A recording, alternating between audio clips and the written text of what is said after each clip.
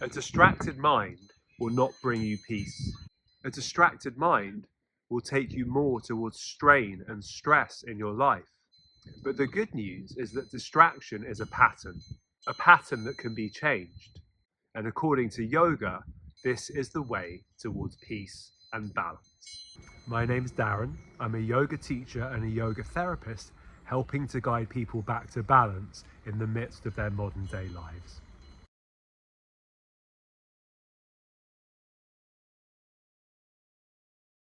You sit down to accomplish a work task. You start working away, and then a moment later you think, I'm feeling thirsty. You pick up your cup of tea or your drink and you have a little sip, then you put the drink down. You come back to your work for a moment. Then you notice something outside the window. Your mind drifts, you start to gaze to what's going on out there, and then you realize, I'm working, and you pull yourself back. A moment later, you get distracted again. You pick up your phone, check the phone for messages, and then realize that you've distracted yourself, put the phone down, and come back to work once again. And then you start to feel hungry. You think, it'd be nice to have a snack right now. So you go away, fix yourself a snack, have something to eat, and come back. In the course of 10 minutes or perhaps longer, how much work have we actually got done? How much focus have we actually been able to find? The reality is that more and more of us are finding day to day that our minds are getting distracted. We've always had the capacity for distracted minds, but the reality is that in this day and age, we are being conditioned more and more to move into states of distraction rather than focus. We only have to look at social media for a moment or two to realize that short form content, that is to say short clips, are actually driving this distraction movement. We are losing our capacity to focus for a longer period of time, and we are being driven more and more towards consuming bite-sized chunks of moments of reality rather than staying with them over longer periods of time. The concerning thing is that if we look at the Yoga Sutras of Patanjali, he tells us that peace only comes when we are able to create a mind that is capable of deep and lasting focus. We're told in the commentary of the Yoga Sutras that most of us are actually in a distracted state of mind all of the time. And this distracted state of mind is called ksipta, which is loosely translated in modern day terms as the monkey mind. And the monkey mind is simply a mind that moves from here to there, to here, to there, multi-focused all of the time. Very, very difficult to control and just keeps moving in every direction, grabbing onto whatever thought or whatever distraction comes up. The challenge is that for most of us, we're not even aware that this is the nature of our minds. We've just become so used to living in a world and with a mind that is always pulling in one direction or another that we don't even really know or realize that there is another way. For me personally, I only came to know the monkey mind or the ksipta mind when I started practicing meditation, when I started practicing yoga. And I realized that when I was asked to put my mind onto the breath or onto the body for a sustained period of time, my mind was just running away all of the time. Now, one of the challenges with a distracted mind is it means that we really don't see things very clearly. As a result of being filled with our thoughts and paying so much attention to our thoughts, we end up being distracted from what is actually going on in front of us. Even when we are engaging with something in front of us, we are seeing it through the prism or through the lens of all of the thoughts in our mind, and therefore we don't really see it clearly at all. And again, in the Yoga Sutras of Patanjali, we are told that this is viparyaya. And viparyaya is simply miscomprehension or misperception of what is going on in front of us. And unfortunately, what we find when we really analyze and reflect on where we are in our lives is that most of the time we are in this state of misperception or miscomprehension of what is going on in front of us. And as a result of that, we really don't see things as clearly as we might. Left to its own devices, the mind will continue to groove a pattern of distraction. And this is where the good news starts to come in. A pattern. What we're saying here is that the distracted mind, which has been cultivated over many years and decades, is a pattern. It's really got nothing to do with the content of what is coming up in the mind. It is a pattern that, because we keep moving the mind in many, many different directions every few moments, it just becomes used to moving in this way. And so it's always trying to grasp onto or hold on to the next thing. It's only when we practice yoga or we start practicing meditation with an attempt to try to cultivate one-pointedness of mind that we realize the nature of the distracted pattern, and we start to be able to do something about that distracted pattern and bring ourselves back to more focus.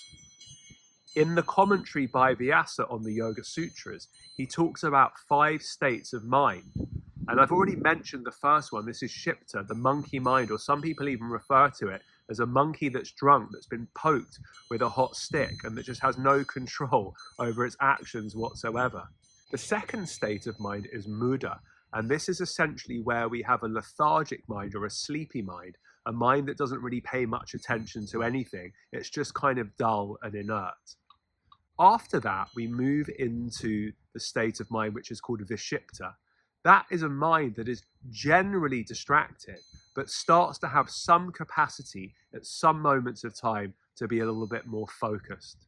Then after that comes ekagra, and ekagra means that we're starting to be able to actually bring our mind into one-pointed attention. The final state of mind that Vyasa talks about is niruddha, and niruddha essentially is the capacity to have total focus of mind. This is essentially moving towards the definition of yoga, yoga chitta vritti nirodha, which essentially means the cessation of the activities of the mind, where we become so focused, our mind essentially becomes covered by whatever it is, the object or the anchor of our attention in that moment of time. So it's interesting to see that in the Yoga Sutras, we are given this pathway of how to bring the mind from a state of distraction into a state of one-pointedness. And of course, the whole purpose of yoga, the whole goal of yoga, is to find stillness and to find peace. And so therefore, we have to be clear that that movement of the mind from distraction to one-pointedness is part of the tool set and part of the skill set we need to develop in order to bring ourselves to a more peaceful and balanced and stable state. When we are able to focus the mind in one direction for a sustained period of time, that means that we have control over our mind. If we have control over our minds, what that means is we can start to draw our mind away from content in the mind that perhaps is maybe anxiety-inducing or fear-inducing or stress-inducing.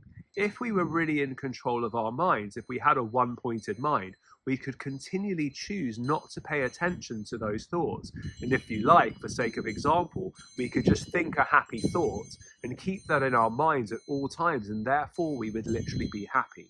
There's also a very clear link between having a stable mind and also having stable and manageable and regulated behavior patterns. If our mind is always moving between one fearful or anxious thought and another, then the consequence of that is that flows through into our behaviors and into our actions. If we're always holding fear, we're going to act with fear. If we're always feeling mentally overwhelmed, we're going to feel emotionally overwhelmed. If we're always feeling restless in our minds, we're going to be restless in our bodies. We're always going to be on the move. We're always going to be searching out the next thing. And that in and of itself takes us away from peace. But the important thing to remember here is that this is just a pattern, and that the practice of yoga is about bringing more beneficial patterns to our mind so that we can overcome these distracted patterns and gradually bring about more stability and more peace. And really, the first thing that we have to do in our practice, which comes naturally over time, is to have the thought one day, wow, I do have a monkey mind. I do have a mind that is susceptible to distraction. I really can't keep my mind still for longer than a few seconds.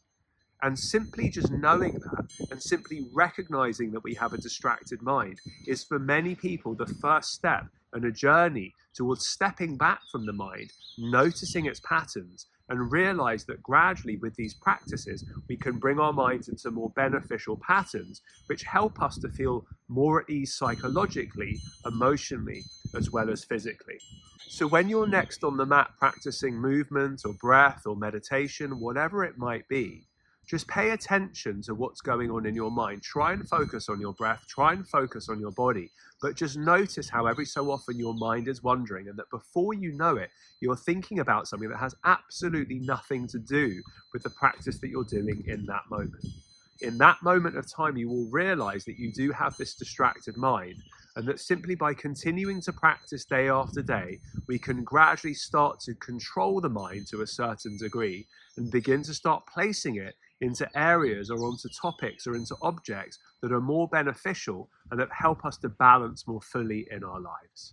As always, we can't rush this process, but simply recognizing that we have a distracted mind is often a catalyst to propel us further and to motivate us on this pathway of yoga towards more peace and towards more balance. So please do let me know, what is your experience with your mind? Do you experience this monkey mind state? Do you experience this distracted state? How does that make you feel? How does that affect your focus? How does that affect your concentration? Let me know in the comments below. If you've enjoyed the video, please do give this a like. And if this is the first time you're coming to the channel, or you've seen a few videos and are starting to enjoy the content, please do subscribe. I look forward to seeing you soon.